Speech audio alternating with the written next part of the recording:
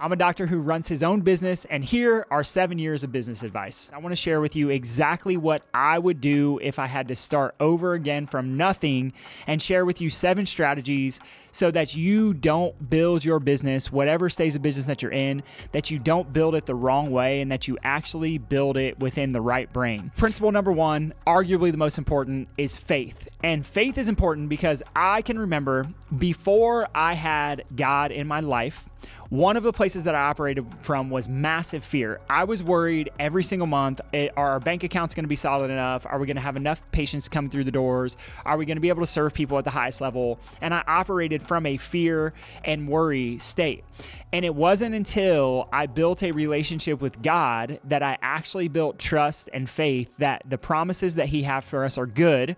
And that when I operate from a place of faith and not fear, it actually allows me to serve people at a higher level. The lesson is this, is that when I decided to build a personal relationship with God, everything in my business got better because I stopped worrying about what was going to go wrong, and I started looking for opportunities where God was going to support the vision that He had given me long ago when I was in chiropractic school. Number 2, not having time to spend with your family does not equal success, regardless of how much money you have. One of the things that I have loved about my practice and the way we have built it, and the things that I've seen other successful business owners do, is that they constantly build their practice around and prioritize family time, because ultimately for me, family time actually fills me up and allows me to serve people at a higher level. So I would argue that if you don't have time for family, if you constantly have to be at the screenings or the weekend events and you never get to take time off and have fun, or you feel like you can only close the office for a certain set of days and not live a life on your schedule, my question will be is that truly successful? And the lesson is this, is that you cannot buy back memories that you never had. So spending time with family is crucial, because ultimately, if the business all went away today, the only thing you're going to have left at the end of the day are the skills that you've acquired along the way and the family you have to support you in whatever your next endeavor would be. Number 3, most important, is your physical health. When I first started practicing, because my stress was so high, one of the places that I did not have self-control was in the food that I would eat. And I can remember, even though I live by the principle of vitalism, and we love eating organic, and we love eating clean, and we love taking care of our bodies, and we love working out, one of the things that I would time and time again cave with was this restaurant here in Orange County called Habit Burger, and I would just wreck my body. I would eat it like twice a week. I was so stressed out. I would tell my wife I didn't care. She would try to call me out and hold me accountable. And one of the things that I realized over the course of the first year of practice and eating that bad food and caving to some of those desires, what is it actually slowed me down. Eating clean actually allows my body, my physical health, actually allows me to serve people at a higher level, which is super important. Number 4 is you got to find your purpose. Like, what were you brought here to do? And I can remember when I first started practicing that I really felt lost. I didn't know who I wanted to serve. And I served under a very different practice model for the first 6 months. And then I outgrew it, and I realized that the messaging that I was using to reach clients was actually the message that I didn't want to share with people. All of my messaging up to that point had literally been towards living the longest life possible. The people who I actually wanted to serve were people who were just going all out today, and they weren't necessarily like trying to play small or trying not to take risk in order to be successful. They wanted to push themselves, they wanted to push their bodies hard, and they wanted to do as much as possible. And so what I learned in that process is this, is that finding your purpose and your calling of who you were called to serve is arguably as important as anything else that you will do inside of your practice. I know so many people who are told by school or their mentors or their gurus that they should see pregnancy and pediatrics, or that they should see PI patients, or that they should see whoever it is. And it doesn't even matter if it's practice or another business, but following what someone else is doing because you feel like that's the right thing to do when it doesn't feel true to your calling will leave you stuck and forever chasing. And this is one of the biggest places where I see people's businesses stall, because they end up in a place of doing things that are incongruent with who they're actually called to be by God. Number 5 is generosity. Finding your purpose actually allows for generosity. And here's why generosity is so important, is because it literally changes our brain neurochemistry. Giving to things that matter to you is critical. And this doesn't have to be money. I'm not talking about just money. It could be time. It could be a hug. It could be telling people that you love and that you care about them. One of my favorite things inside of the practice is being generous with how much I tell people that I appreciate them, that I love them, that I care about them. Because it does two things. Is one, it lets people know that I truly care. But two, I get the benefit of like showering other people in love and watching them thrive. Part of my purpose is to show people that everybody has the same potential to be successful. Generosity is key because you can't be in a fear or lack state and generous at the same time. And so generosity will always pull you out of that fear state. It forces you to focus on something other than yourself. It forces you to focus on something outside of your own circumstances. And that's what leads to breakthrough.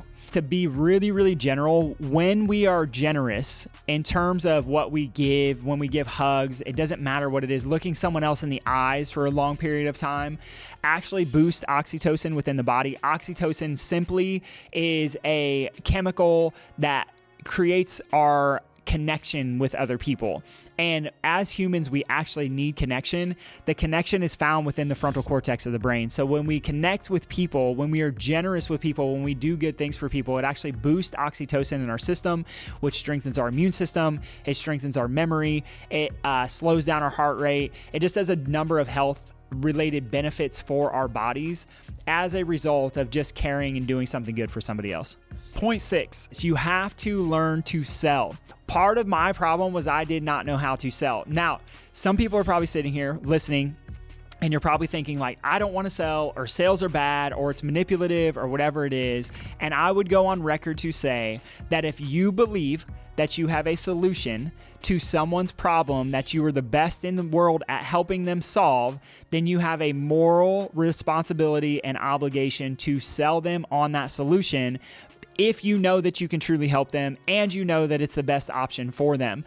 I see so many times where business owners of all types get afraid to sell their product or their service because they feel like they don't want to be pushy, or they're worried about what someone's going to think about them. And my question is always this, is do you think you can help them? And time again, I hear business owners say yes, and then they're frustrated that they didn't get the opportunity to help someone. But the reason that they didn't get an opportunity to help someone is because they wouldn't sell in the first place. So learning to sell is super important because it's an obligation. You have a moral obligation to help people and do the right thing. And learning the gift and skill of selling things is actually what's going to allow you to help more people in the first place. And there are clean ways to do it, and there are unclean ways to do it. And we're all about doing everything with how the Bible suggests. And it's a game changer. Like sales will literally change your life. Last point is consistency. So consistency is key because what happens with consistency is that when you are consistent with something, you're not only building the skill of the frontal cortex to be able to stick with something long term, but that's where results actually come. Like you look at professional athletes, they are consistent in their workouts. They're consistent in their nutrition. The best business owners in the world are the best at consistency and learning their craft and continuing to push the needle forward in all that they do. One of the breakthrough moments for me with consistency was this. Instead of reading 20, 40, 50 books a year, when I started my business, this is my first year of business, I actually started reading only 3 books. So for the first year in practice, I read 3 books and 3 books only. And I read them over and over and over and over again. And what I did is every time I read the book, I would take notes on it. And not only would I take notes on it, but I would take the content of the book and I would try to figure out how could I implement this into my practice.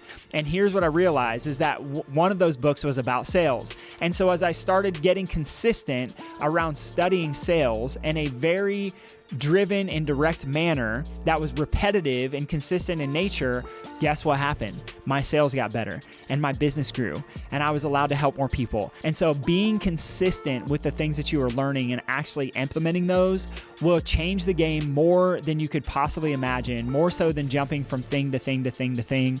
I heard a chiropractor one time say that your business isn't even truly a business until you hit 7 years into practice anyway, which holds true.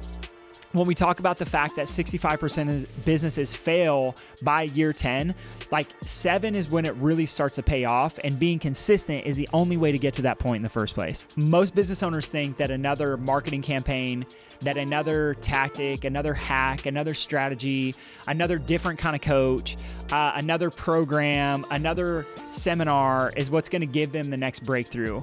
The reality is that you can't program, seminar, tactic your way to more success. At some point, you will literally burn out, or you will jump from thing to thing to thing so much that none of it works. The most important way for you to grow and to scale that is sustainable long-term is to focus on you. And that is where the 7 principles come in. If you like these 7 pieces of advice and you want to get more and learn how to truly scale your business in a way that focuses on your identity first and the things that actually matter, I would encourage you to subscribe to this show.